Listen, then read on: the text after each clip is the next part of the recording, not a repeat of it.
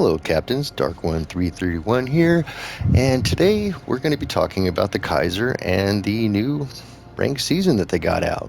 1v1, first time they've done this, Tier 3. Now, I started out a little bit rough, like I've been reading a lot about on the forums, so I figured I'd toss this out there and see if this helps anybody. So, here's what I did, and this is how we got carried to victory.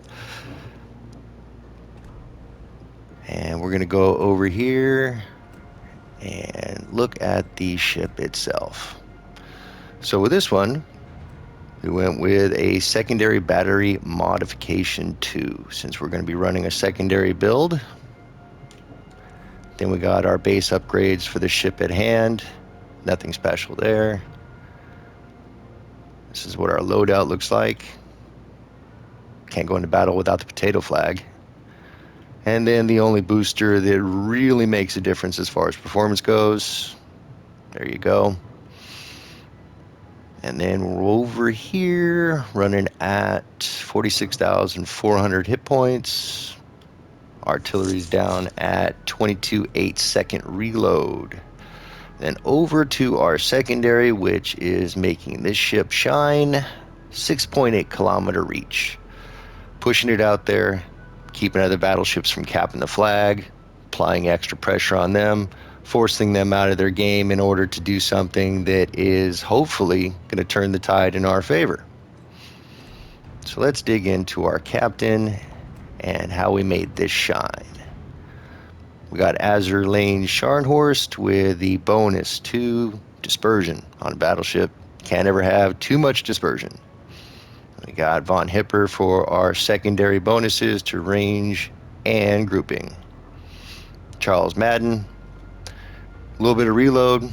The traverse speed is definitely what this comes into its own a little bit, since everything at this tier battleship wise is slow, and with our maps we're going to be in close anyway, so we're going to be needing that extra little swivel in case we need to do some evasive maneuvers, get around, reposition, anything to that nature. Definitely helps us out. Getting into it over here at our base skills, we got Brawler. We're going to be in close. Everything there helps us. Maximum range. I have yet to have a match where anything was out of range by the time I spotted it. Most of the time it was around maybe 11.5. Then we're getting into Porcupine. Again, with our secondary build, gives us some range, some grouping, and dispersion. All that good.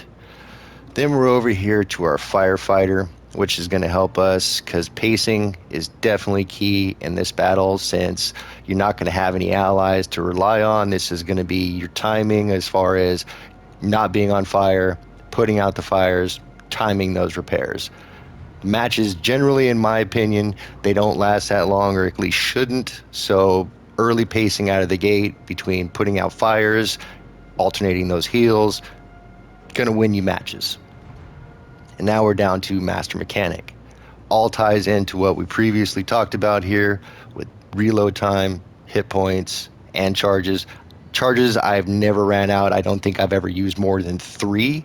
So the extra bonus there, that's if you get into the late game, you'll probably thank your stars that you have those.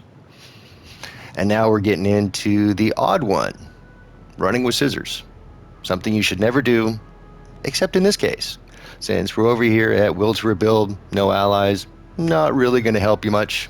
See, a little bit of something extra there, hit point recovered. Not going to actually equivocate too much as far as when you pace your heals correctly. This right here, since we're digging into that 6.8 kilometer range for our secondaries, we're about into close to where this is going to play. You're going to get a little bit closer, but most of the time, once you frustrate your enemy a little bit, they're going to try and charge you, do something stupid, and that's exactly what we want them to do. Get in, activate this, you're pumping even more damage into them, makes a difference. And here's our Santa Camo winner right here.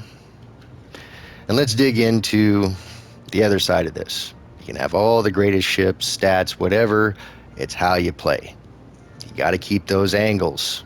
Keep angled in, ricochet those shots. Force an enemy to take that heat route.